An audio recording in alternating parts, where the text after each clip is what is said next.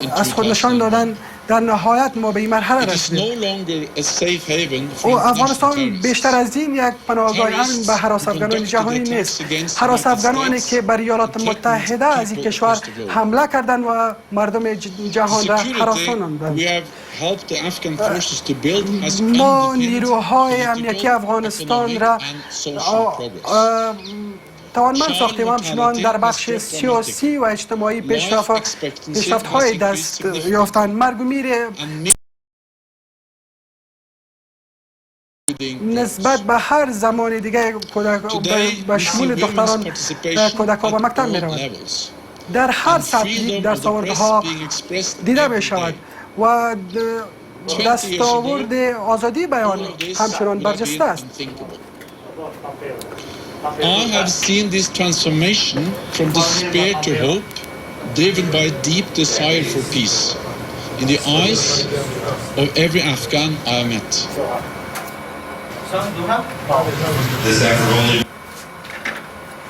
lost signal interest in pursuing peace and ending their relationship with Al-Qaeda and other foreign terrorist groups.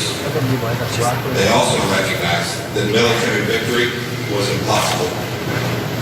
I then asked Ambassador Khalilzad to serve as our lead negotiator. Yes. Previous talks have faltered. This effort only became real for the United States when the Taliban signaled interest in pursuing peace and ending their relationship with Al-Qaeda.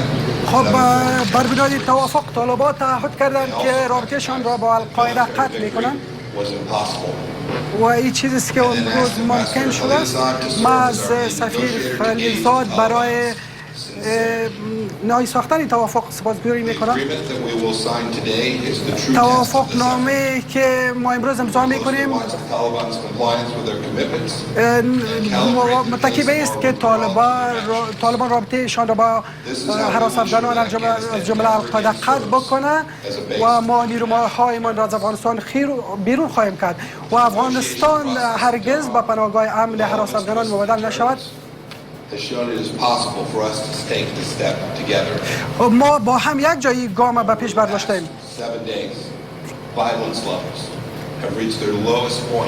در 7 روز گذشته میزان خشونت ها در نزدیک به 2 دهه جنگ بی پیش نبوده است و این نشان میده که ما باید تلاش هایمان را به صلح ادامه بدهیم. اگر طالبان میخواهند که نشان بدهند اراده به صلح دارند، این روند را ادامه بدهند و مردم افغانستان از صلح لذت ببرند. ما دیدیم که مردم افغانستان به جاده ها ریختند و برای استقبال ازی به رقص و پایکوبی پرداختند. این آغاز یک روند است. نیاز است که همه طرف ها به تعهداتی که کردن او را انجام بدهند. ایالات متحده، هم پایمانان ائتلاف جهانی ما، طالبان، مردم افغانستان و حکومت افغانستان تا این قوتی که برای صلح ایجاد شده ای را زنده نگه دارند تا به یک صلح پایدار و با ثبات افغانستان دست یابد. امروز ما نشان دادیم که گام‌های استوار را برای یک صلح برداشتیم،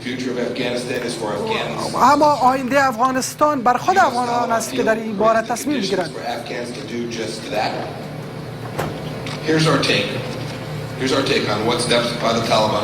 اکنون وابسته به طالبان است که اقدام بکنند و ما میخواهیم از طالبان میخواهیم که گام بردارند و در نخست رابطهشان با القاعده قطع بکنند و برای مبارزه با داعش گام بردارند و همچنان از همه زنان و مردان افغانستان که در جریان یک هفته گذشته از آتش بس استقبال کردند و با صدای آنان پاسخ مثبت بدهند و این روند را ادامه بدهند. این کار میتواند شرایط را برای صلح پایدار فراهم بکند. همه افغانان مستحق هستند که بدون ترس در صلح زندگی بکنند. طالبان بیان با حکومت افغانستان و رهبران دیگر افغانستان، جامعه مدنی و گفتگوهای دشوار را آغاز بکنند. even when there is frustration. Honor the rich diversity of your country and make room for all views. همان گونه که تنوع در جامعه افغانستان دیده می شود، باید حکومت افغانستان اطمینان بدهد که هیئت گفتگو کننده فراگیر و متنوع است. خب افغانستان سال 2020 افغانستان سال 2001 نیست و کنون زنان دختران بیشتر به مکتب می روند و کنون ما گفته می توانیم که آینده افغانستان وابسته به خود افغان است و اگر ما به این مسیری که آغاز کردیم به این عمل بکنیم و با او به پیش بریم، من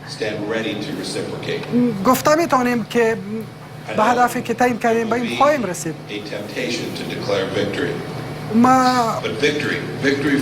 نمیخوایم که بگوییم که پیروزی را اعلام بکنم، اما پیروزی وقتی اعلام شده میتوانند که افغانستان به صلح پایدار و توافق نهایی دست یابد.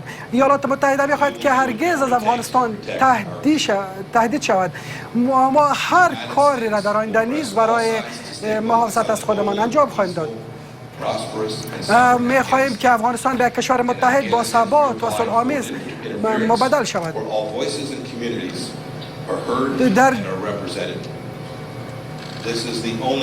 خب این یگانه راه رسیدن به صلح در افغانستان است.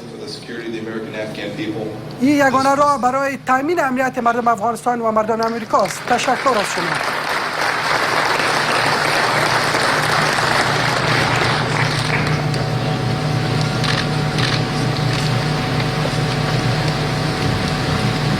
شما سخنرانی وزیر خارجه امریکا را دیدید. قرار است به زودی توافقنامه صلح میان نمایندگان امریکا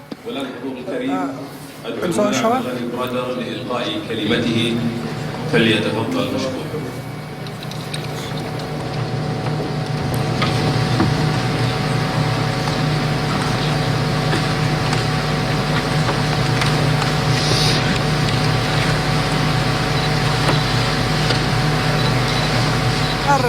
نماینده طالبان میخواهد سخنرانیش ایراد کنه. بسم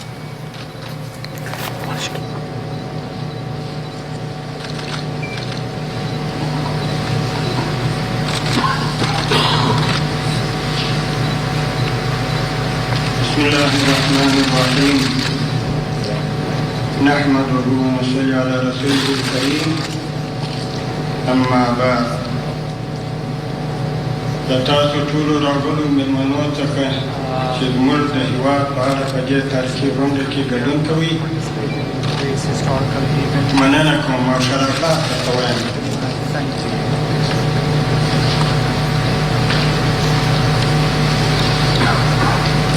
د افغانستان اسلامي امارت او امریکا ترمنځ کامیابه مذاکرات او توافق د افغانستان د مجاهد ولس او نړۍ په ګټه یو مثبت اقدام دی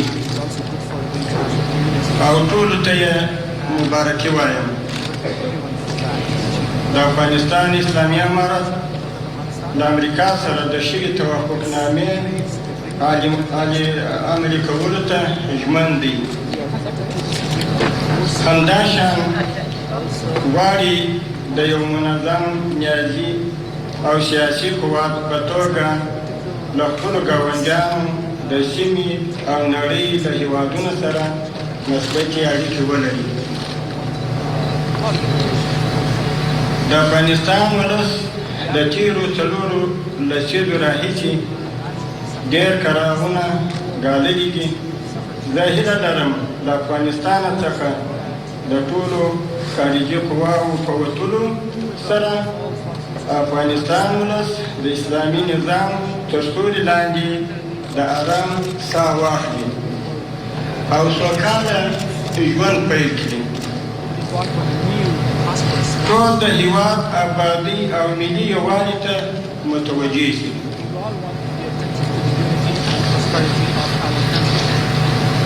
له همدې کبله په ټولو افغاني جهتونو غږ کوم چې په صادقانه ډول سره د یو خپلواک قوي اسلامي نظام لپاره د مذاکراتو میز ته راوړاندې شي تر څو په افغانستان کې په اسلامي ارزښتونو او ملي ګټو راټول شي.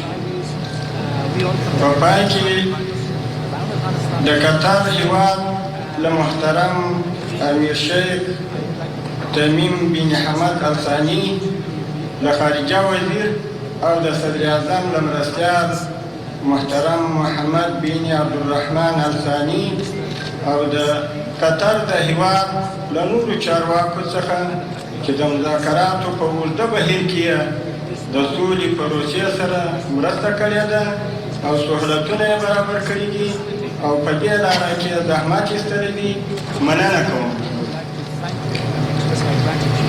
همداشان د سولې په برخه کې د پاکستان هېواد او د دوی د هڅو او د هیلو او د زحمتو څخه چې د سولې په پروسه کې ایستلې ده ډېره مننه کوم. همدارنګه د چین، ازبکستان، ایران، روسیې، اندونیزیا، ناروې او نورو ټولو هېوادونو څخه چې د سولې د پروسې سره یې مرسته کړې مننه کوم. په پای کې هیله لرم چې د افغانستان په بیا رغونه کې ونډه واخلي. والسلام علیکم ورحمة الله وبركاته.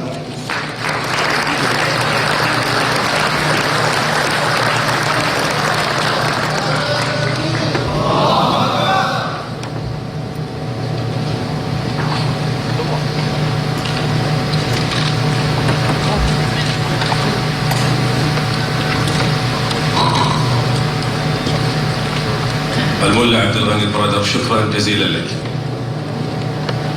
أما الآن فيسرني دعوة سعادة السيد زلماي خليل زاد والملا عبد الغني البرادر لتوقيع الاتفاق، ونرجو منكم حضورنا الكريم التزام مقاعدكم حتى تنتهي مراسم توقيع هذا الاتفاق.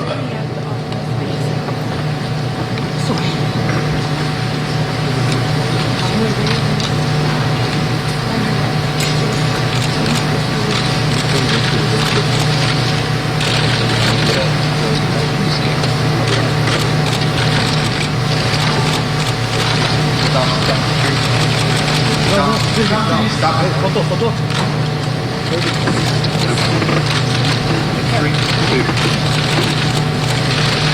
History is not made here in this moment. This is not a peace deal, but it is a significant step forward. For all the skepticism and uncertainty surrounding it, most Afghans know this is their best chance to move towards peace in a very long time. 3, 2, go for it.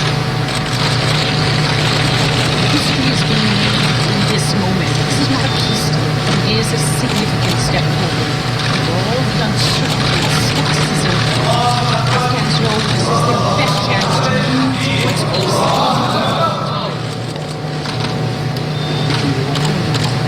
Done.